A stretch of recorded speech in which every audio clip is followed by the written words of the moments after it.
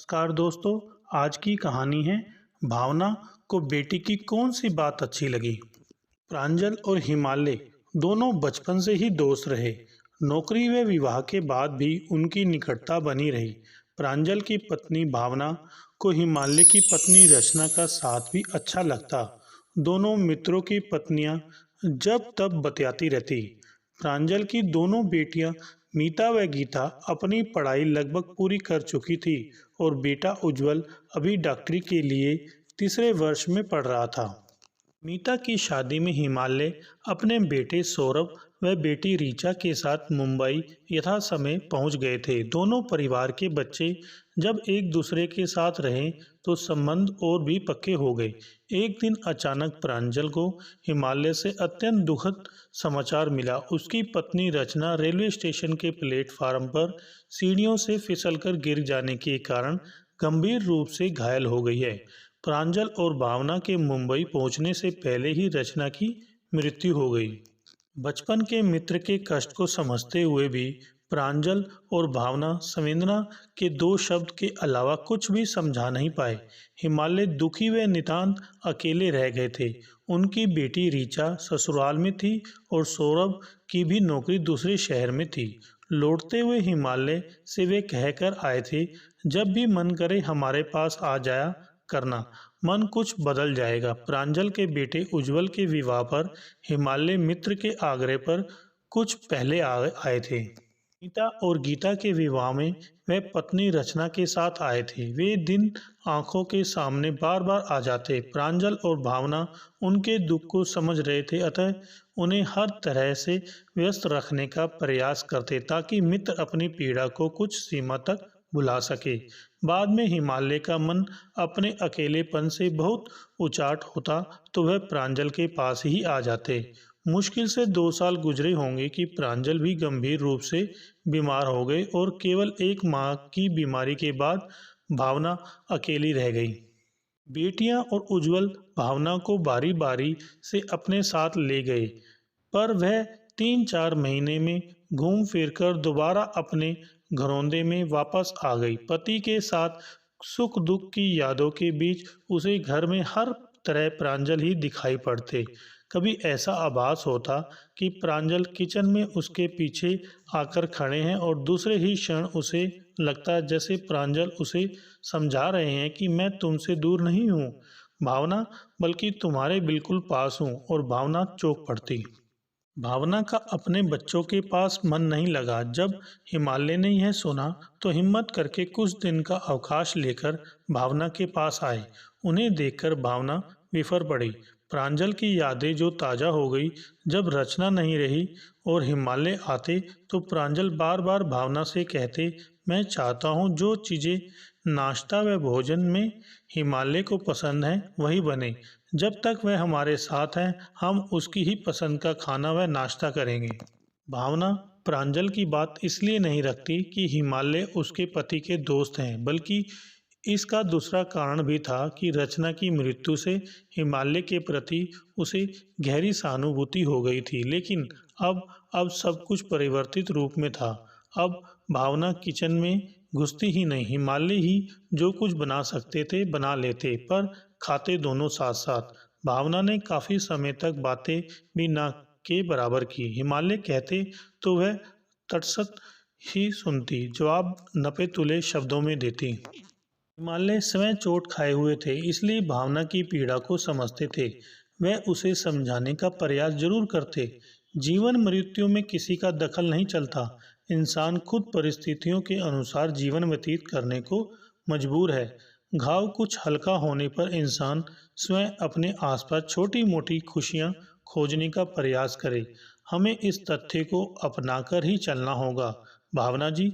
भावना की आंखों से बस आंसू टपकते रहते, बस बोलती कुछ नहीं। हिमालय जाने लगे तो भावना से यह वादा जरूर लिया कि वे अपने खाने पीने का पूरा ध्यान रखेंगे। मन ठीक नहीं है तो क्या तन को स्वस्थ रखना जरूरी नहीं है।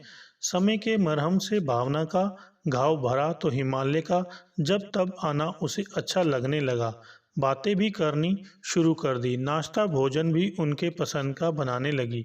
हिमालय को भी भावना के यहाँ आना अच्छा लगता।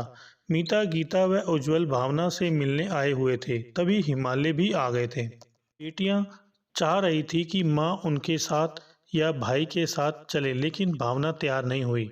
उनका कहना था कि उन्हें अपने इसी घर में अच्छा लगता है। बच्चे माँ को समझ रहे थे, जहाँ उन्हें अच्छा लगे वहीं रहे। हाँ, उन्हें इस बात का अंदाज़ा जरूर लग गया था कि हिमालय अंकल के यहाँ रहने से माँ के मन को कुछ ठीक लगता है। अंकल बरसों से उनके पारिवारिक मित्र रहे हैं और काफ़ी समय उन लोगों के साथ साथ गुजारा भी है। मीता और उज्जवल सोच रहे थे कि हिमालय अंकल जितना भी माँ के साथ रह लेते हैं, कम से कम उतने समय तो वे लोग माँ की तरफ से निश्चित रहते हैं। वैसे बच्चे चाहते कि उन में से कोई एक माँ के पास अवश्य रहे, लेकिन जब यह संभव नहीं था तो वे हिमालय अंकल पर ही निर्भर होने लगे और सांग्रह उनसे कहते भी, अंकल, हम माँ पर किसी प्रकार का दबाव नहीं डालना चाहते, पर आपसे आग्रह करते हैं कि उनका हालचाल पूछते रहेंगे। हम लोग भी यथासंभव शीघ्र आने का प्रयास करते रहेंगे। एक दिन हिमालय ने हिम्मत करके कहा, भावना, मैं समझता हूँ कि तुम्हारा कष्ट ऐसा है जिसका भागीदार कोई नहीं हो सकता। फिर भी हिम्मत करके कह रहा हूँ, यदि आप अपने जीवन में किसी हैसियत से मुझे शामिल करना चाहो तो मैं आपकी शर्तों के साथ आपको स्वीकार करने को सहर्ष तैयार हूँ। इससे न केवल एक को बल्कि दोनों को सहारा और बल मिलेगा। थोड़ा विराम देकर हिमालय ने पुनः कहा, आपके हर निर्णय का मैं सम्मान करूंगा। आप इस बात से भी निश्चित रहिए कि हमारी दोस्ती के रिश्ते पर कोई आँच नहीं आएगी। भावना ने पलक उठाकर हिमालय की तरफ देखा। वह मन से यही चाहती थी। हिमालय की बात अपनी जगह सही है। अब वह भी खुद को प्रांजल के अभाव में अकेली और बेसहारा अनुभव करती है। वह कोई गलत अथवा अनुचित कदम उठाना नहीं चाहती थी। उसके सक्षम उसका परिवार है, बच्चे हैं और सबसे बड़ा समाज है। हिमालय की बात का कुछ जवाब दिए बिना वह किचन की तरफ बढ़ गई। हिमालय ने भी फिर कुछ कहा नहीं। हिमालय के बेटे सौरभ व बेटी ऋचा को यह पता था कि जब से माँ मरी है, पिताजी बहुत दुखी, उदास व नितांत अकेले हैं। यह बात दोनों बच्चे अच्छी तरह जानते थे कि पापा को प्रांजल अंकल और भावना आंटी के यहाँ जाना हमेशा ही अच्छा लगता रहा, और आज जब आंटी नितांत अकेली व दुखी हो गई है, तब भी सौरभ ने ही ऋचा से कहा, क्यों ना हम भावना आंटी के मन का अंदाज़ा लगाने की कोशिश करें। यदि उनके मन में पापा के लिए कोई जगह होगी तो हम उनसे ज़रूर कुछ कहना चाहेंगे। आंटी का साथ पाकर पापा के दिन भी अच्छे से गुजर सकेंगे। सौरभ और ऋचा ने भावना के पास जाने का निश्चय किया। हिमालय भावना के यहाँ ही थे। अचानक सौरभ को फोन से पता चला कि भावना आंटी को सीरियस बीमारी है। फिर तो दोनों बहन भाई तुरंत ही वहाँ के लिए निकल पड़े।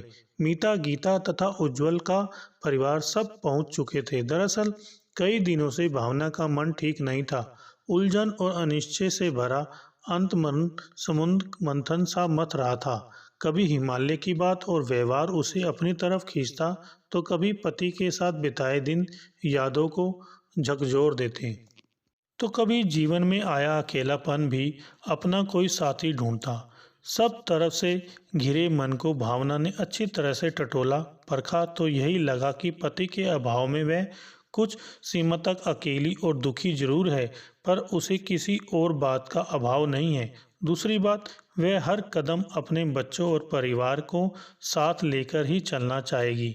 सोचती हुई भावना ने अपने मन में निश्चय किया कि हिमालय जैसे अब तक प्रांजल के दोस्त रहे हैं, वही दोस्ती का रिश्ता अब भी बना रहेगा। अपने फैसले से संतुष्ट भावना ने तय किया कि कल सुबह वह हिमालय को उनकी उस दिन कही बात के बारे में अपना फैसला जरूर सुना देगी। लेकिन मन में तनाव के चलते रात को भावना का रक्तचाप काफ़ी बढ़ जाने से उसे ज़बरदस्त हार्ट अटैक पड़ गया। हिमालय ने फौरन उसे अस्पताल में भर्ती कराया। डॉक्टरों ने 72 घंटे उसे आईसीयू में रखा था। 1 सप्ताह अस्पताल में रहने के बाद ही भावना घर आ सकी। 15 दिनों तक मां के साथ रहने के बाद ऑफिस व बच्चों के स्कूल चलते मीता, गीता और उज्जवल वापस जाने की तैयारी में लग गए थे। हिमालय के दोनों बच्चे सौरभ और ऋचा तो 2 दिन बाद ही चले गए थे। उज्जवल ने मां को ले जाना चाहा, लेकिन भावना अभी इस स्थिति में नहीं थी कि सफ़र कर सके। बच्चे जानते थे कि मां की सेवा में हिमालय अंकल का अहम स्थान रहा। वह अभी भी भावना को अकेली छोड़कर जाने के लिए तैयार नहीं थे। हिमालय का भावना के प्रति आत्मीय भाव व सहृदयता से की गई सेवा ने सिर्फ भावना की ही नहीं बल्कि दोनों के बच्चों के अंतर्मन को गहराइयों से छू लिया था और अपनी माँ व पिता के प्रति एक सुखद फैसला लेने के प्रेरित किया। जाने से पहले मीता और उज्जवल ने सौरभ और ऋचा से फ़ोन पर लंबी बातचीत की। इसी के साथ उन्होंने अपने सोचे फैसले के प्रति मन को पक्का भी कर लिया। एक दिन भावना ने देखा कि अचानक उसके बच्चों के साथ हिमालय के भी दोनों बच्चे आए हैं। उसने सबसे बेहद अनुनय के साथ कहा, तुम सब ने तथा हिमालय अंकल ने मेरी बहुत सेवा की है। शायद उनके यहाँ होने से ही मुझे दूसरा जीवन मिला है। यदि उस दिन हिमालय अंकल यहाँ ना होते तो मीता ने माँ के होठों पर हाथ रखकर आगे बोलने से रोक दिया। अचानक उसे याद आया जब 11 दिसंबर को उसकी शादी में हिमालय अंकल सपरिवार आए थे तो पापा ने उनसे मुस्कुराकर कहा था, जानते हो हिमालय, मैंने मीता की शादी के लिए यह दिन चुनकर क्यों रखा है। यह बड़ा शुभ दिन है, हमारी भावना का जन्मदिन जो है। तो यह बात तुमने आज तक मुझसे छिपाकर क्यों रखी और साथ में यह भी भूल गए कि 11 दिसंबर को मेरा भी जन्मदिन होता है। हिमालय अंकल के इतना कहने के बाद प्रांजल ने खुश होकर उनको बाहों में भर लिया था। फिर तो हिमालय अंकल और माँ को बधाई देने वालों का घर में तांता सा लग गया था। मीता ने कहा, माँ, जब से मेरी शादी हुई है मैं अपने विवाह की वर्षगांठ पर कभी आपके पास नहीं रही। इस बार मेरी दिली इच्छा है कि इस शुभ दिन का जश्न मैं और यश आपके साथ मनाएं। और मैंने तो अपनी शादी की इस सालगिरह के लिए होटल भी बुक करा लिया है।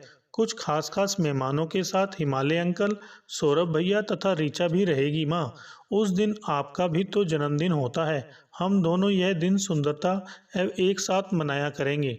भावना को बेटी की बात सुनकर अच्छा लगा। इसी बहाने घर में कुछ दिन तो रौनक रहेगी। उसे याद था कि इस दिन हिमालय का भी जन्मदिन होता है, लेकिन उसने मीता से इसका कोई जिक्र नहीं किया। निश्चित दिन से एक दिन पहले ही ज़्यादातर लोग आ गए, इसीलिए अगले दिन सुबह से ही घर में चहल पहल का माहौल बना हुआ था। जहाँ मीता और यश को सब बधाई दे रहे थे, वहीं भावना और हिमालय भी अपने अपने जन्मदिन की बधाई स्वीकार कर रहे थे। संध्या समय घर के सभी लोग होटल पहुंच गए। होटल में आकर्षक सजावट की गई थी।